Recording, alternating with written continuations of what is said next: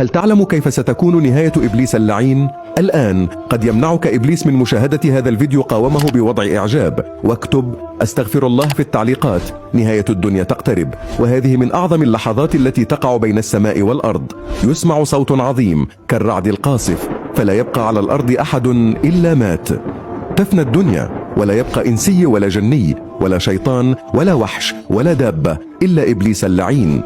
ثم يأمر الله ملك الموت بقبض روح إبليس ويقول له: يا ملك الموت، خلقت لك الأولين والآخرين أعوانا، أعطيتك قوة من في السماوات والأرض، واليوم ألبسك ثياب الغضب والسخط كلها، فانزل بسخطي وغضبي على إبليس فأسقه الموت، واجعل عليه من عذاب الموت ما لم يصب به أحد من الجن ولا الإنس. وليكن مع الزبانية سلسلة من سلاسل لظى، وانزع روحه بسحب من كلاليب من نار، عددها 7000، كل كلاب منها بنار جهنم.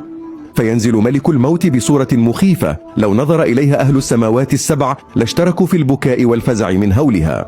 وحين يصل ملك الموت إلى إبليس يزجره زجرة عظيمة، فيصرخ إبليس صرخة لو سمعها أهل المشرق والمغرب لصعقوا من شدتها. ويقول له ملك الموت: قف يا خبيث، لأذيقنك اليوم من الموت ما أذقته لأهل الأرض. كم من الأعمار أضللت، كم من القرون أهلكت، وكم من قرناء لك في السوء كنت تقارنهم. فيهرب إبليس إلى المشرق فيجده ملك الموت أمامه، فيهرب إلى المغرب فيجده هناك أيضا، فيغوص في الأرض فترفضه الأرض وتلفظه، ولا يجد ملجأ ولا مأوى.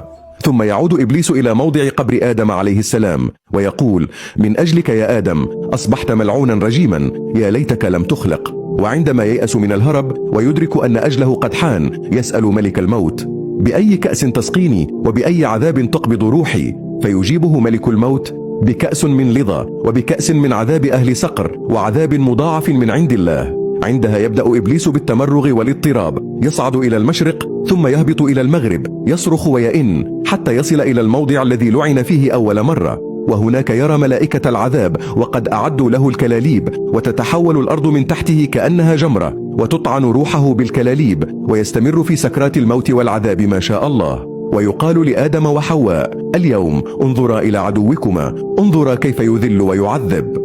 فيطلعان فيريان ما يلقاه إبليس من شدة الموت والعذاب، فيقولان: ربنا لقد أتممت علينا النعمة. كانت هذه مشاهد من موت إبليس لعنه الله، وهو الذي كان يظن أن الله سينساه. السلام عليكم، لا تنسوا الإعجاب بالفيديو والاشتراك في القناة تشجيعا لنا لنستمر بنشر المزيد إن شاء الله.